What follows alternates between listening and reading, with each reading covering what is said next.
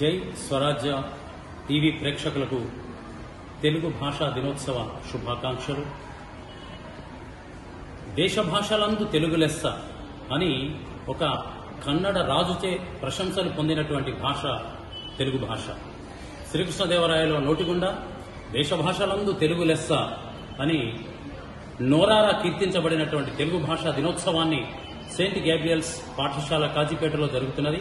ఇందులో భాగంగా నాతోటి ఉపాధ్యాయులు విద్యార్థులు పాల్గొంటున్నారు. వీళ్ళందరికీ కూడా శుభాభినందనలు తెలియజేస్తూ ఉన్నాను. గ్రాంధికంలో ఉన్నటువంటి భాషను వ్యవహారిక భాష ఉద్యమం ద్వారా వ్యవహారిక భాషలోనే కవిత్వం రావాలి అని ఉద్యమాలు జరిపినటువంటి మహానుభావుడు గిడుగు రామ్మూర్తి పంతులు గారు. వారి జన్మదినాన్ని పురస్కరించుకొని వారి జయంతినే మనము తెలుగు భాషా దినోత్సవంగా జరుపుకుంటూ ఉన్నాం. అటజరికాంత్య భూమిసురుడంబరచుంబి శిరస్సరర్ధరీ పటల ముహుర్ముహుర్లుట దబంగ తరంగ మృతంగ నిస్వనస్ఫుట నటనానుకూల పరిపుల్ల కళాపకలాపి జాలమున్ కటక చరక్కరేణు కరకంపిత సాలము శితశైలమున్.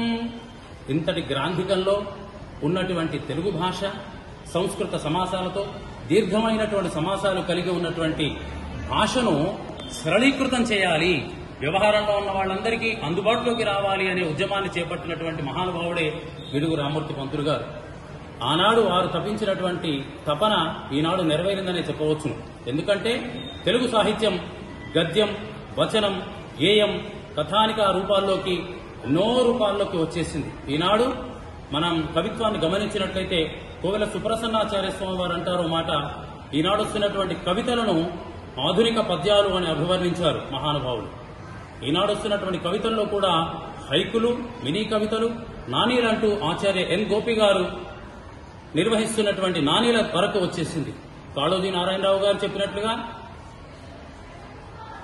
దుబ్బలో ఆడుకున్న చెట్టమ్మకు వాళ్ళమ్మ లాలపోసింది అంటే దుబ్బ కొట్టుకుపోయినటువంటి చెట్టుకు వర్షం చినుకులు పడి ఆ వర్షపు ధారలకు పైన ఉన్నటువంటి దుబ్బనంతా ధూళినంతా కొట్టేసుకొని చక్కగా నవనవలాడుతూ ఉన్నటువంటి ఆకులు కనిపిస్తున్నట్టుగా 3 మాటల్లో అద్భుతమైనటువంటి కవిత్వాన్ని అందిస్తూ ఉన్నారు ఈనాడు.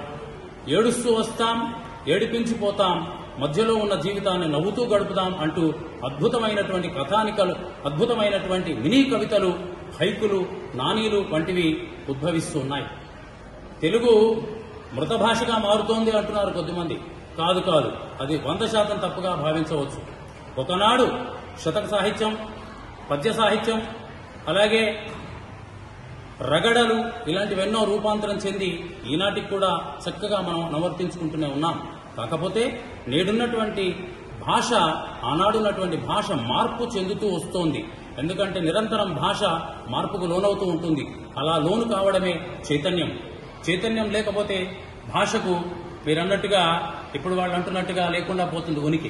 కనుక నిరంతరం ప్రవాహంలాగా ప్రవహిస్తూ ఉండాలి.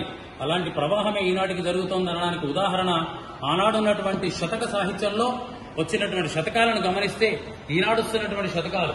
వజ్జల రంగాచార్య గారు అమెరికా వెళ్ళినప్పుడు నయగారా జలపాతాన్ని చూసి దాని పక్కన కూర్చొని 108 పద్యాలు రాసేశారట, సీత పద్యాలు. అంటే శతక సాహిత్యం ఈనాడు ఎంతగా వృద్ధి చెందిందో మనకు తెలుస్తోంది. కనుక తెలుగు భాషా సాహిత్యము, తెలుగు వికాసం అనేవి అమృత ధార వలె అప్రతిహతంగా అజరామరంగా ఉంటుందనడంలో అతిశయోక్తి లేదు.